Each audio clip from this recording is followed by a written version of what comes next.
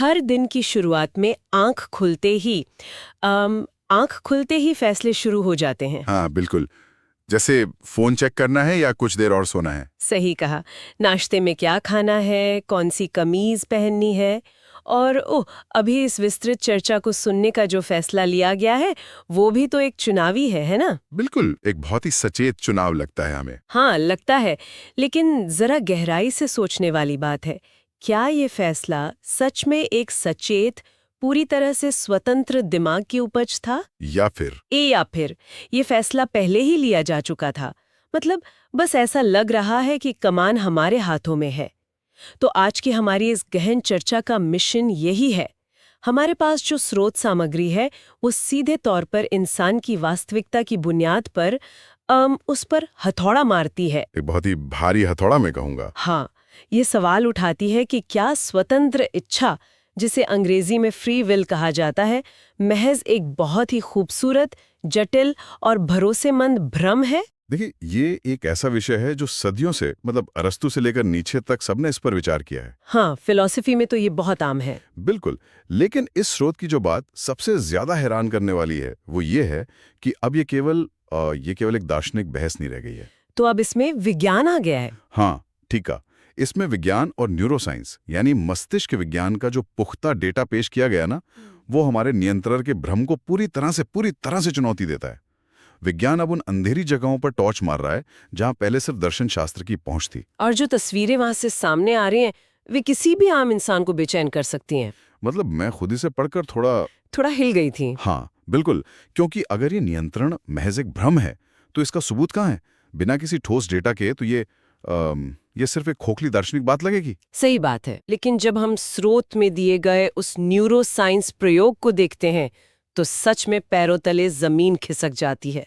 इस जमीन खिसकने की वजह असल में वो तकनीक है जिसने वैज्ञानिकों को सीधे इंसान के दिमाग के अंदर झांकने का मौका दिया। स्रोत में जिन फंक्शनल एमआरआई और ईईजी स्कैन उनका जो जिक्र है, उन्होंने एक बहुत ही डरावना सच उजागर किया है। वो प्रयोग क्या था, थोड़ा आसान भाषा में समझते हैं। हाँ, प्रयोग बहुत सीधा था। कुछ लोगों को एक मशीन के अंदर लेटाया गया और उनके सामने एक स्क्रीन पर कुछ अक्षर या चित्र दिखाए गए। ठीक है। उन्हें बस इतना करना था कि जब भी उनका मन करे, मतलब पूरी आजादी से, वे अपने दाएं या बाएं हाथ का बटन दबा दें। इसमें तो कोई बड़ी बात नहीं लग रही ना, लेकिन साथ ही उन्हें यह भी बताना था कि किस सटीक पल में उन्होंने बटन दबाने का वो सचेत फैसला किया। सुनने में तो ये बहुत ही मामूली सा काम लगता है। इसमें ऐसा क्या हो गया जिसने वैज्ञानिकों की नींद उड़ा दी? परिणाम चौंकाने वाले थे। मतलब जब वैज्ञानिकों ने मशीन से आने वाले डेटा को देखा तो उन्होंने पाया कि इंसान के सचेत रूप से ये महसूस करने से पहले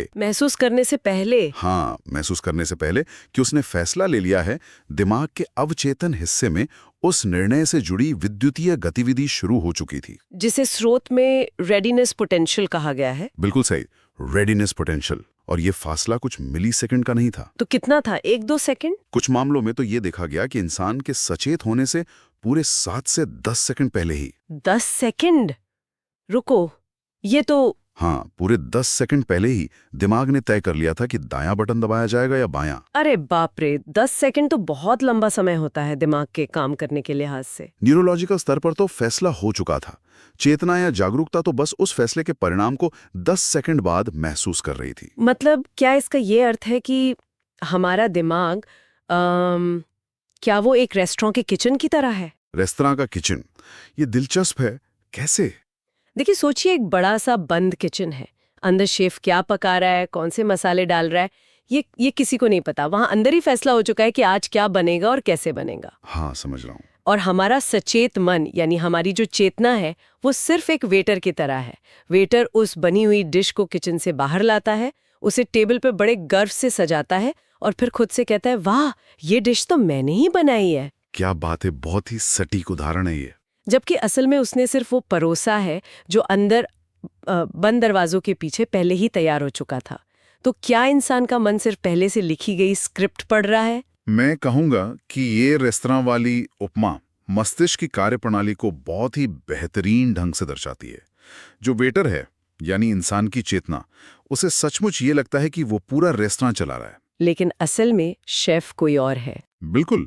जब कोई सोचता है कि उसने तय किया है कि क्या खाना है, क्या कहना है या आगे क्या करना है, तो वो निर्णय जागरूकता के मंच पर आने से काफी पहले ही दिमाग की गहराइयों में लिया जा चुका होता है। तो फिर चेतना का काम क्या है अगर वो फैसले नहीं ले रही? स्रोत के अनुसार विकासवाद या एवोल्यूशन के नजरिए से देखें तो चेतना का काम शायद त्वरित निर्णय लेना है ही नहीं, बल्कि इसका काम है लिए गए निर्णयों को एक तर्कसंगत कहानी के रूप में पिरोना। ताकि इंसान को अपने जीवन का एक अर्थ और दिशा महसूस हो सके। ठीक कहा।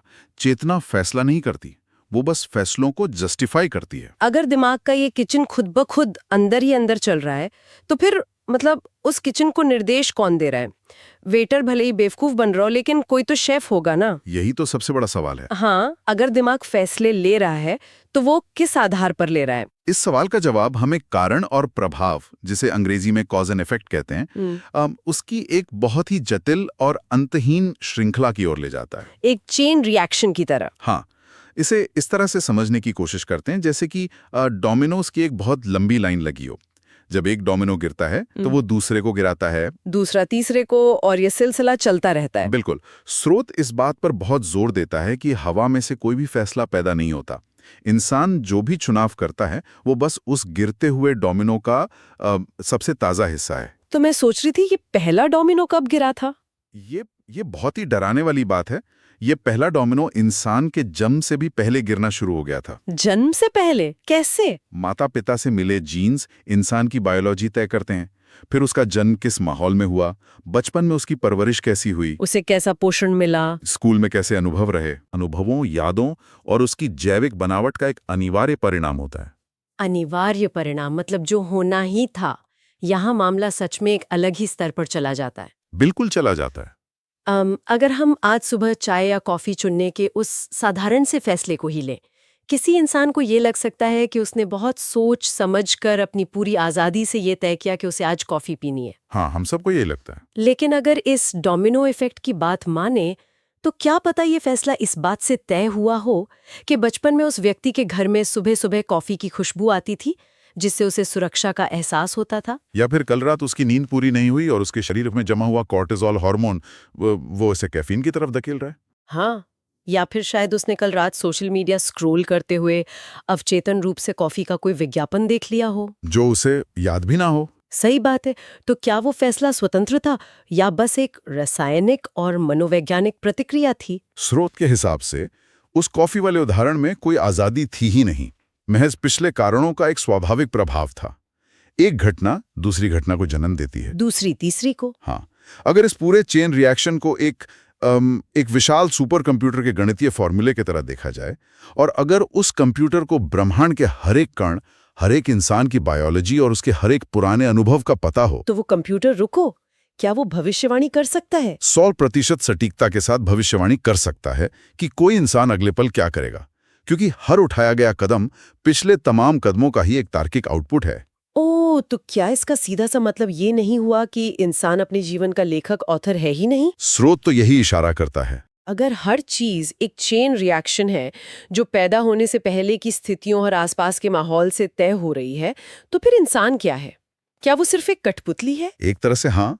मतलब एक नाटक का ऐसा पात्र जो अपनी भूमिका निभा रहा है, एक ऐसी स्क्रिप्ट पढ़ रहा है जो प्रकृति और परिस्थितियों ने लिखी है, और मजे की बात यह है कि उस पात्र को लग रहा है कि वो खुद अपने संवाद लिख रहा है। देखिए, ये एक बहुत ही कड़वी सच्चाई है जो इंसान के अहंकार को चकनाचूर कर देती है। स्रोत सामग्री इस बात को बहुत स्पष्ट रूप से रेखांकित करती है कि वो नियंत्रण, वो ड्राइविंग सीट जिस पर बैठने का हम इतना गर्व करते हैं, वो शायद हमारे पास कभी थी ही नहीं। कभी नहीं थी। इंसान एक बहुत ही उन्नत और जटिल मशीन की तरह है जो अपने पिछले इनपुट्स के आधार पर आउटपुट दे रही है। लेकिन एक मिनट रुकिए, मुझे यहाँ इस तर्क पर एक बहुत बड़ा संदेह हो रहा है। कैसा संदेह?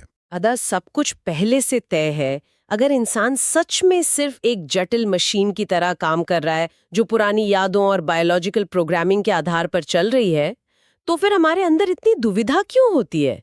ये आंतरिक संघर्ष क्यों होता है? इस आंतरिक संघर्ष या दुविधा को थोड़ा और स्पष्ट रूप से देखने की जरूरत है। इसका असल रूप क्या है आपके हिसाब से? मेरा मतलब है उस मानसिक रस्साकशी से जो हर किसी के जीवन में होती है। जब दो विकल्पों में से एक चुनना होता है, जैसे कि सुबह अलार्म बजने पर जिम जाना है या रजाई ओढ़कर बिस्तर में आराम करना है। बहुत ही आम उदाहरण है ये। है ना? इंसान का एक हिस्सा जोर जोर से हाँ कहता है और दूसरा हिस्सा उतनी ही ताकत से ना कहता है। एक भयानक युद्ध सा छिड़ जाता है मन में। हाँ, बिल्कुल छिड़ता है। तो अगर सब कुछ महज एक मशीनरी है, अगर डोमिनो का गिरना पहले ही तय हो चुका है, तो मशीनें संघर्ष थोड़ी करती हैं। कंप्यूटर का प्रोग्राम कभी ये नहीं सोचता कि क्या मुझे फाइल सेव करनी चाहिए या नहीं, क्या मुझे आज आराम करना चाहिए। वो बस कमांड को फॉलो करता है।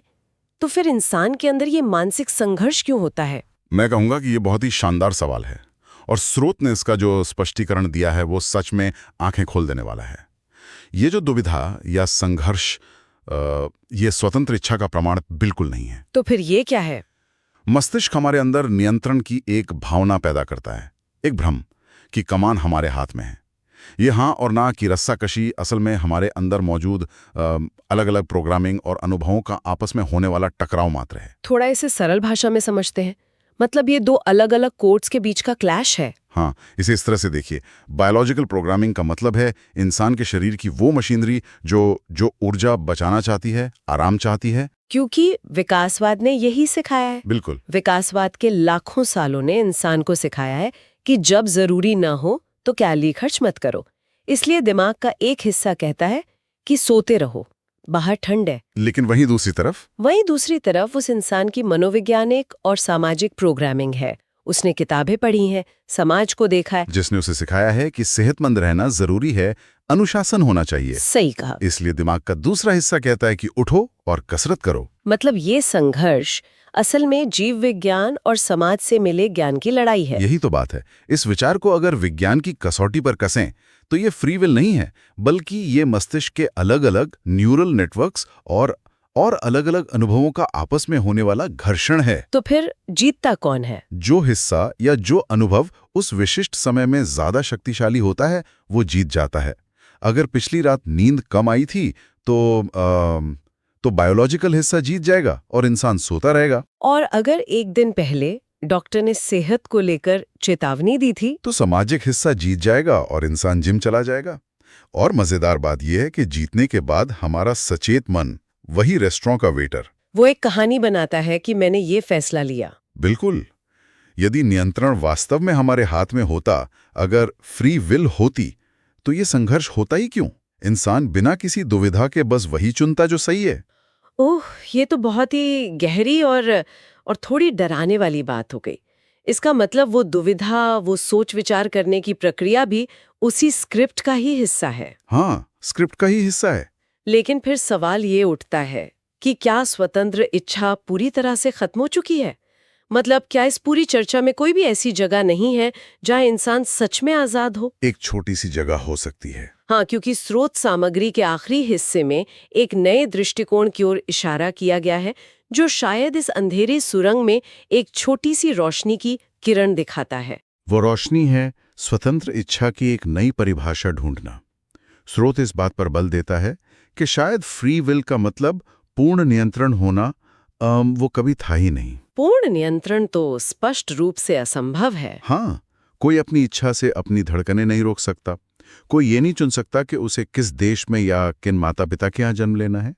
तो शायद स्वतंत्र इच्छा का असली मतलब पूर्ण नियंत्रण नहीं बल्कि जागरूकता है, अवेयरनेस। जागरूकता मतलब अपने ही विचारों और भावनाओं को एक दूर खड़े दर्शक की तरह देखने की क्षमता। स्रोत के अनुसार असली आज़ादी शायद उस स्पेस या उस खाली जगह में है जो किसी विचार या स्टिमुलस के आने और उस पर प्रतिक्रिया देने के बीच होती है। जैसे जब किसी को बहुत तेज गुस्सा आए। हाँ, तो एक मशीन की तरह तुरंत चिल्लाने या हाथ उठाने के बजाय उस गुस्से को महसूस करना, ये देखने की क्षमता कि हाँ, मेरे शरीर का तापमान बढ़ रहा है, मुझे गुस्सा आ रहा है। और फिर यह चुनना कि उस पर कैसे प्रतिक्रिया देनी है। बिल्कुल।